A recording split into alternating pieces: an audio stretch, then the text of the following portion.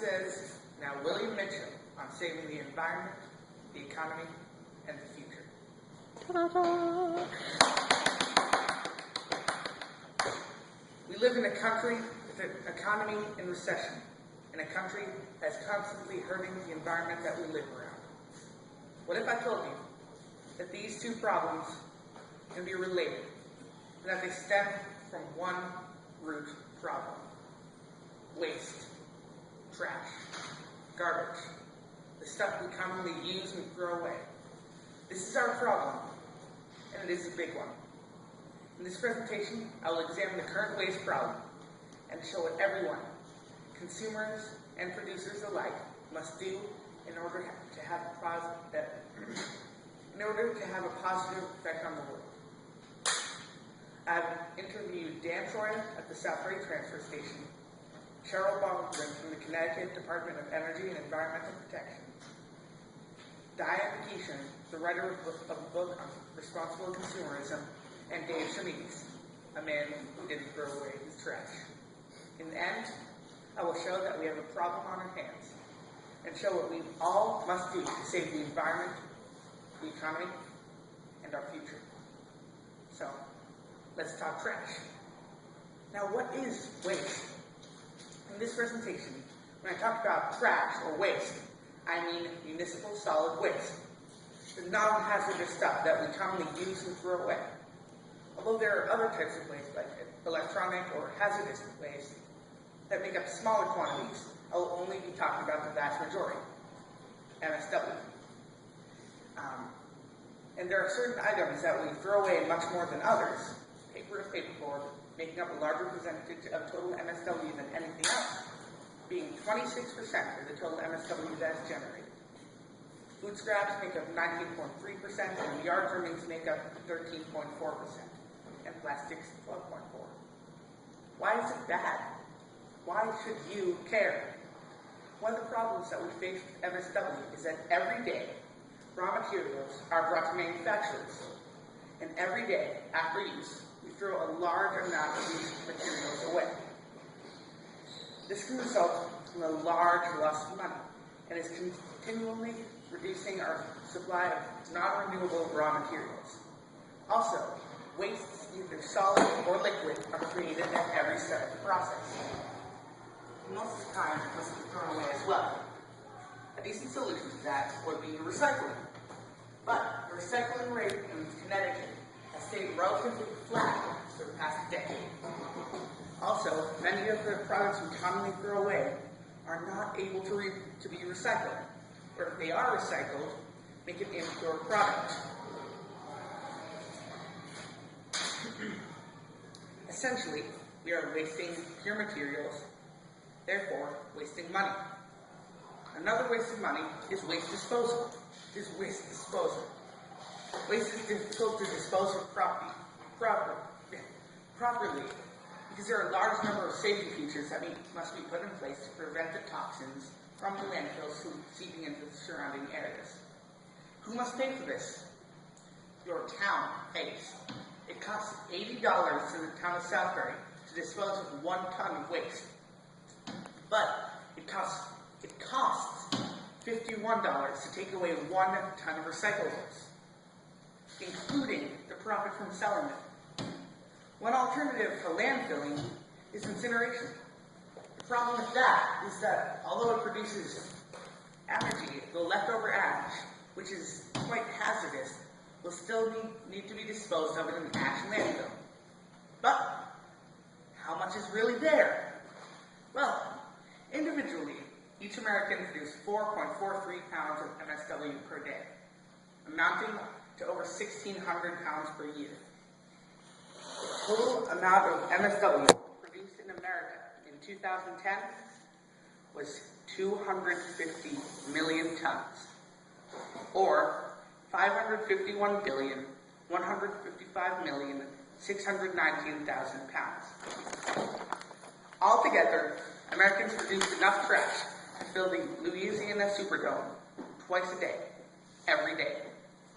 In America, 34% of the total MSW that was generated was recovered, recycled, or composted.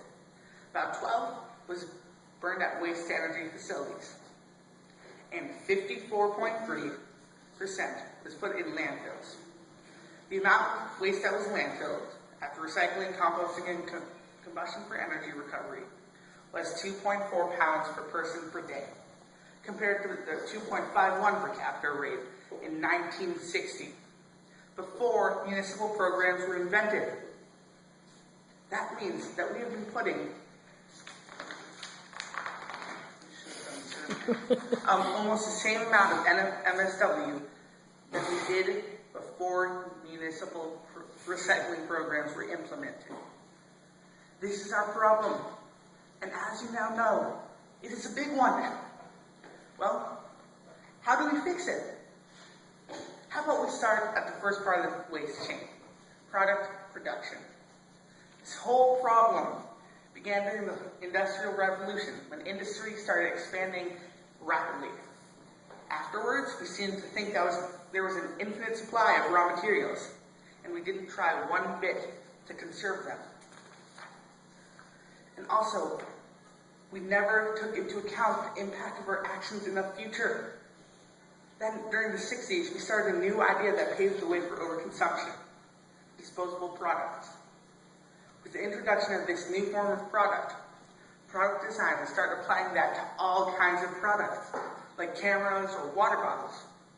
Then they started designing things so that they would break over a certain period of time, making the consumer buy a new thing, essentially designed for the dump. So we design things on a cradle-to-grave system, meaning that it's created in the cradle. And when it outlasts its usefulness, lost forever to the grave. One would think that recycling is a solution, but it isn't. It simply delays the inevitable. The reason why? Because most recycling is actually downcycling, because it actually reduces the quality of materials over time. When two plastics of different compositions are combined, they make a hybrid plastic that is less valuable and is turned into something of lesser quality than it was before. This happens with both plastics and metals. The original value of the pure substance is then lost. This continues until the plastic is completely unsuitable for anything but plastic, wood, and park benches. And although current consumerism thinks of recycling as good, but in recycled products, many chemicals must be added to make the product useful again. Some of these chemicals are toxic. Just because a product is recycled does not make it healthy or better for you or the environment. The problem with the whole eco-friendly craze is that we're actually, as the leading biochemist in the world put it, to mess that up. We are actually being less bad. We still continue to dump pollutants in the air. We still continue to throw away a lot of waste. We still continue to cut down forests. We are still being bad. But by buying an eco-friendly product, you're being less bad. As Michael Braungart, the leading biochemist in the world, said, if I asked you how your relationship with your wife was, and you said, it is sustainable, I would say, I'm very sorry. Should that be any different in our world? No. As the writers of the book Cradle to Cradle said, being less bad is no good.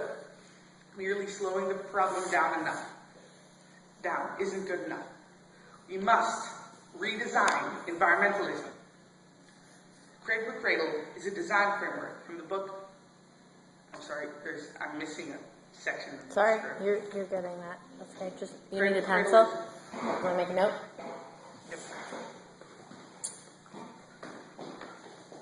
Yep. FYI, you are at 9 minutes and a half minutes. Okay. The consumer section is smaller.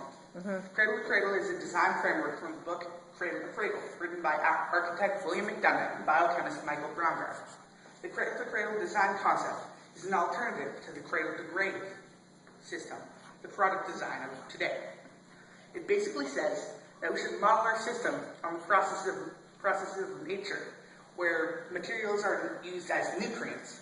And when applied to product design, it says that all products, when they are done with use, should either be returned to the industrial system as pure materials, or returned to the earth and provide nutrients that stimulate the surrounding ecosystems.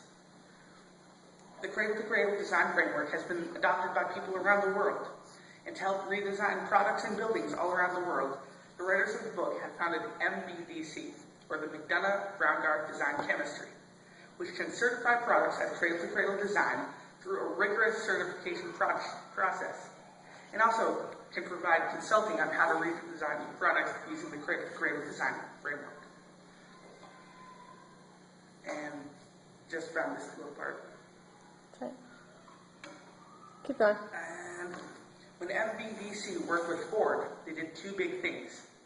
They redesigned the River Rouge manufacturing facility, and they helped to create the Ford Model U concept car. MBDC worked with Ford Motor Company to redesign the huge complex on the River Rouge in Michigan. They, among other things, added skylights to the factory floor that reduced the energy consumption, and covered 1.1 million square feet of roof and a ground cover of soil and plants that helped to purify rainwater. Then, there's the Ford Model U car. It is a concept car developed with MBDC that was designed with the cradle-to-cradle framework. It's a decent-looking car, pictures, and it's powered by a supercharged hydrogen fuel cell engine. Actually, that's wrong. Hydrogen combustion engine. It has a cradle-to-cradle certified polyester, a corn-based roof canvas, biomaterials including soy-based foam and tailgate, sunflower seed-based oil, corn tire filler, flexible manufacturing, extrusions, and castings. The Model U basically demonstrates the use of materials with fewer environmental impacts, as well as materials that have been or can be optimized for cradle-to-cradle. Now that you have heard about the problem we must now face, heard what is being done, and heard how to change the things we make, now you must be thinking, oh no, what do we do? Well, now it is your time to listen. Now you must. If you weren't listening before, you should crack a joke there about how you gotta wake everybody up right now. If they're not, if they snooze, we gotta find a way to add a little punch to that middle section. Yeah, I find it interesting, but you gotta I don't know. We'll talk about it in a minute. Now you must be thinking, oh no, don't say reduce, reuse, recycle.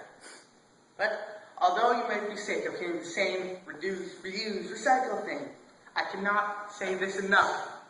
Although it might be annoying and generic and bring images to your mind of a green Prius with a peace sign on the hood, these words have meaning.